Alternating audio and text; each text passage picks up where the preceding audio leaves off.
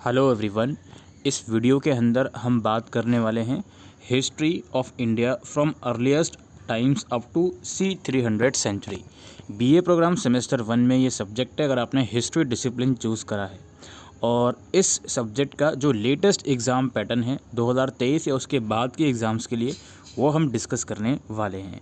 क्योंकि आज के टाइम पे रेगुलर और NCVEP का पेपर हो चुका है और SOL का होने वाला है 4 मार्च को या उसके बाद, तो ये वीडियो आप लोगों के लिए बहुत ही यूज़फुल रहेगी SOL के स्टूडेंट के लिए और अपकमिंग टाइम्स में रेगुलर और NCVEP के स्टूडेंट्स।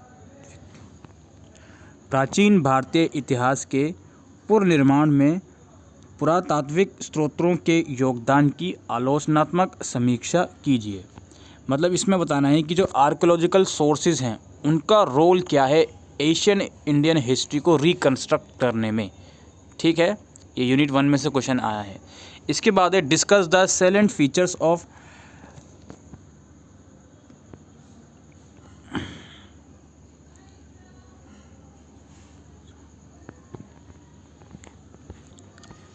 इसके बाद सेकंड क्वेश्चन है discuss the salient features of paleolithic cultures in India.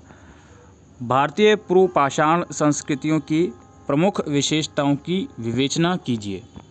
Third question है describe the economy of the Harappans. Harappa सभ्यता की अर्थव्यवस्था का विवरण कीजिए। क्वेश्चन नंबर 4 है trace the changes in polity and society during the later Vedic period. उत्तर वैदिक काल के दौरान राजनीतिक व्यवस्था एवं समाज में आए परिवर्तनों को रेखांकित कीजिए। इसके बाद है question number 5 examine the causes of rise of Buddhism and Jainism. बौद्ध तथा जैन धर्म के उदय के कारणों का परीक्षण कीजिए। क्वेश्चन नंबर 6 है right an essay on Ashoks धम्मा। अशोक के धम्म पर एक निबंध लिखिए। 7th क्वेश्चन है discuss the significance of Satavahana polity and economy.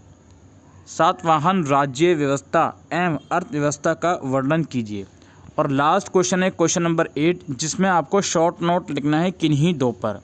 इसमें आपका Vedic literature, decline of Harappan civilisation और मगधा और शकास, निम्नलिखित में से किन्हीं दो पर संक्षिप्त टिप्पणियाँ लिखिए। वैदिक साहित्य, हड़प्पा सभ्यता का पतन, मगध और शक वंश, इन 4 में से किन्हीं दो पर आपको शॉर्ट नोट लिखने हैं। अब हम आ जाते हैं इसके सिलेबस के ऊपर। अब सिलेबस में अगर हम बात करें टोटल आप लोगों की 8 यूनिट्स हैं।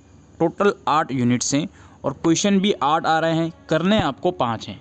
तो अगर 5 क्वेश्चन आपको करने हैं तो इट मीन्स लॉजिक वाली बात है कि कोई 5 यूनिट्स बहुत ही अच्छे से आप लोग इसमें प्रिपेयर कर लीजिए, कोई 5 यूनिट। अब इसके अंदर जो लीस्ट इम्पॉर्टेंट यूनिट अगर मैं बात करूं तो वो आप लोग देख सकते हो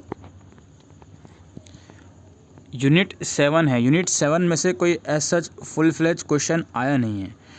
अब यहाँ पे मैं अगर आप लोगों से कहूँ कि इनमें से यूनिट वाइज वेटेज कौन सी है तो ये ऑब्वियस सी बात है, हर एक यूनिट इम्पॉर्टेंट इसलिए रखी गई है क्योंकि 8 यूनिट है, क्वेश्चन भी इन लोगों ने 8 रखे हैं। तो मोस्ट लाइकली यही मानकर चलो कि हर एक यूनिट इम्पॉर्टेंट है। आप अगर उस यूनिट को पूरा कंप्लीट करते हो तो आप ज़रूर सी बात है, ऑब्वियस सी बात है कि उसका पूरा क्वेश्चंस आप लिख कर आओगे। तो इन 8 में से कम टारगेट ये रखो 6 यूनिट तो आप बहुत ही अच्छे से कर लो, जिसमें से यूनिट 1 ऑब्वियस सी बात है आएगा ही, यूनिट 2 भी आना ही है आपको, हड़प्पन सिविलाइजेशन से भी आना है, वैदिक एंड इस वाले यूनिट में से भी आपका क्वेश्चन आना ही आना है। तो शुरू की 4 यूनिट तो ज़रूर से करके जाइएगा। इसके बाद बारी आती है हमारी लास्ट की कुछ यूनिट्स की, अशोक धम्मा वाली यूनिट्स ज़रूर से करके जाइएगा, इसमें से भी आप लोगों का क्वेश्चन आएगा। तो ये 5 यूनिट तो हमारी इस तरीके से हो गई। बात रही यूनिट 5, यूनिट 7 और यूनिट 8 की।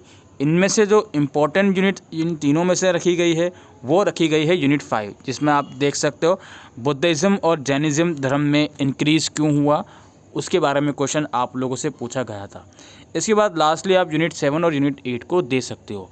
कुल मिलाकर इन 8 में से 6 यूनिट बहुत अच्छे से कवर अप कर लीजिएगा और आपकी जो लास्ट की 2 यूनिट हैं उसको आप सबसे लास्ट में कर सकते हो। अगर आपको लगता है कि अगर आपके पास टाइम कम है तो शुरू की 6 यूनिट पहले कवर कीजिए, उसके बाद आप यूनिट 7 और यूनिट 8 के लिए जा सकते हो। ठीक है, तो यही सब था दोस्तों आज की इस इम्पॉर्टेंट वीडियो में रिगार्डिंग हिस्ट्री के लेटेस्ट एग्ज़ाम पैटर्न में।